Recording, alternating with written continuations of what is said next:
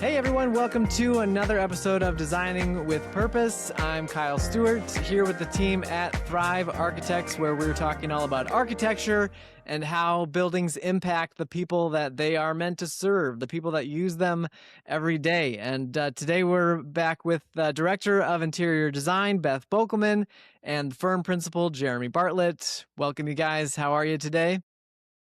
I'm good. I'm a little sore from the weekend. It was a What were you fun week doing? fun weekend snowmobiling up north. Oh, yeah. Spring is here, but not up north. They're still in 4 feet of snow. They got a ton of snow, yeah, just recently. So that sounds like fun. Hopefully the soreness goes away quickly. And today we're going to dive into more about interior design, which is a great topic and one that's relatively new to you guys as far as integrating it into what you do as an architecture firm and integrating the interior along with the exterior design that you've already had a significant amount of experience in. So a lot of times people, when they think about design, they're just thinking about the appearance of things, right? So, especially interior design, it's like, well, we just want it to look nice. However, that doesn't always mean that it functions well or that it creates a practical living experience. So, I wanted to ask you guys today, how do you design in such a way that, yes, it looks nice because obviously we want it to look nice, but it also creates a flow and a positive impact for staff, if it's a church or a senior living facility or a home for people if they're living in it, all the people that use whatever building it is on a daily basis. Can you guys get into that about how you design with that in mind? Yeah, you wanna start it? Should I? Yeah, why don't you go ahead? So when it comes to, like, the layout and staffing, programming is where we start, and so we sit down with the clients, and we go through their goals and aspirations, but also their staffing arrangements. So, like, when we talk about senior living, we talk about things like how to group residents in rooms in a way that maximizes staff efficiency. Like, for instance, a CNA on a wing can only handle responsibly taking care of so many residents at a time. And that's going to drive design, how we deliver to a kitchen area and bring food and how it's served to the residents. And, so setting up kitchenettes and the main kitchen area and delivery areas, all of that and that interaction. So senior living, that's one way to do it. And then churches, we're talking about the connections of space. Children's worship might be a very important aspect.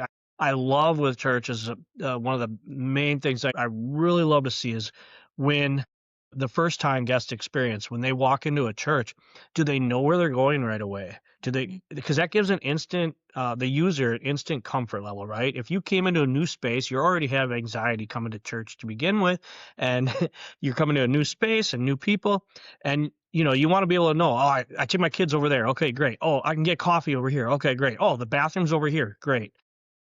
You wanna be able to come in, boom, see where you're going, and those are just some examples. Yeah, so Beth, maybe you could speak to like with designing with those kind of the programming in mind and the flow. What elements do you work into it? Is it signage or is it colors or lighting? How does that Yeah, work? all of the above actually. You could do like a memory care facility. You could do some personal boxes outside of their room doors so that they can find their way back to their room with some personal items. You can do different colored carpets. Different designed wallpaper to show them which direction to go. And also there's just like different fabrics and residential versus commercial and senior living is all so different. But when senior living, I've done like different floors too. Like one floor is blue in nature and one floor is green in nature. It just all plays together. Yeah, so when it comes to like you mentioned, Jeremy, if you're going to church, you might feel a little bit stressed out or anxious entering Mhm. a place for the first time. Or maybe if you're in a senior care facility and you're in the memory wing, maybe some of those people, the residents, deal with some anxiety. How do you design, Beth, spaces that help to reduce that stress and kind of create peace and calm? Yeah, ideally you want your loved ones to feel like they're in a in a residential environment, especially with senior living. And you want to make that cozy and warm and inviting. And when my grandmother was in a senior care facility, it was very sterile, very facility like. They only had one room to gather in, and that was one room for everybody. And it was disruptive. And now I think having those communal spaces is so important. I would have loved to have had a space off to the side just to talk with my grandma or check in or play a game in a smaller environment. And I think that's really important. And knowing that your loved one is in a space like that is comforting to the family too. For sure, yeah.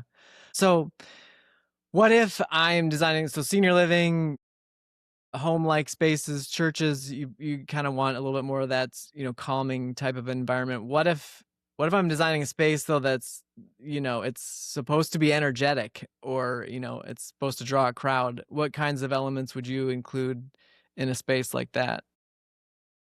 Because 'Cause I'm assuming it's not all about warm and Yeah. cozy, right? Right. Yeah. I mean, we do recreational spaces. I'm gonna let Beth jump on this, but let me just start out by saying, I mean, those spaces, the whole idea is excitement and energy, right? And what does that best is vibrant colors and Mhm. and lots of activity, right? So Different lighting. You yeah. can have different lighting modes. You can have the fun, energetic disco lights. You could have something a little bit more calming, like wall sconces. You can have, bright lights for activities, kind of an all-purpose Mhm. space. Yeah, I think when the architectural design, the presentation is important, right? So, like, do you want to create a little mystery? Maybe the entrance to the space kind of hides what's going on inside, or do you want the person to be standing out there waiting to get in and they can see, look at that rock climbing wall. I want to get up to that right away? So, like, when you get to design spaces, you kind of get to, um, you get to be a little bit of a magician. You get to kind of like play with not the emotions or anything like that, but you get to play with the space and you get to kind of like mind meld the user's experience. Yeah, and I would imagine if you're designing for a business and they have a particular area of the business or place they want to kind of direct their clients or customers to, you can design around that, right? And kind of help to almost subconsciously funnel people towards wherever they're Yeah. supposed to go in the Yeah, space. definitely. I mean, like, let's say you're laying out somebody's office space and you got a common office and you want to welcome people maybe to the conference room area, but you want to separate them from the noisy area of where everyone's getting the work done. There's lots of ways to approach that. Mhm.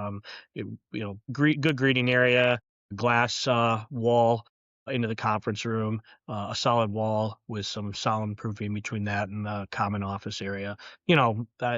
We come up with various options or Mhm. ideas. Decorating Yeah. furniture is the same way again, right? Yeah. Uh, And there's this really cool building in Madison. It's a manufacturer's office building, world headquarters, and you first walk in and it's set like you're walking into a New York City landscape. They did a phenomenal job with scenic design, and the front entry is actually a Rockwell painting that has come into a 3D design. And it's really cool, just different aspects like that. Yeah, so then to bring the conversation full circle, we talked about, it's more than just about making something look good, but how do you marry the two where you're designing something for function, but also making it look nice as well? What's kind of the secret sauce of marrying those two things? Well, one thing I would start out by saying is theming is important. Mhm. So, whether that's theming in a residential setting, like in a senior living setting, and we're doing home like theming, right? So, our design or architectural layouts are going to be home like, but the interior design is what seals the deal or Mhm. makes that actually make allows us to really pull it off. Through the lighting and through the Right. finishes, and Yeah. that's how it makes it feel like home. You pick on recreational. I mean, a recreational project is the same way, right? We'll maybe our design architecturally is just a big wide open space.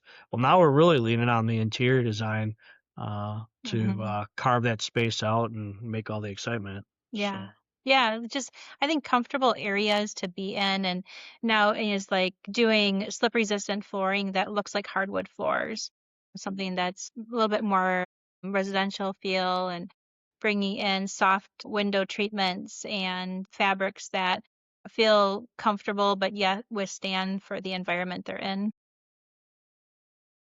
Yeah, well, it seems like there's so many more materials now too that look like real wood, or they look like tile or whatever, that also serve a better function as well, or they last longer. So it seems Yeah, like I there's mean, more on the options. inside and outside. I mean, Yeah. a lot of these buildings where you're seeing the wood look on the outside now, that's actually a metal product, you Hmm. know. Or some of them are composite, like a cement board composite, and it looks the part, Yeah. but you walk up to it and then you really realize it's not. Right, right.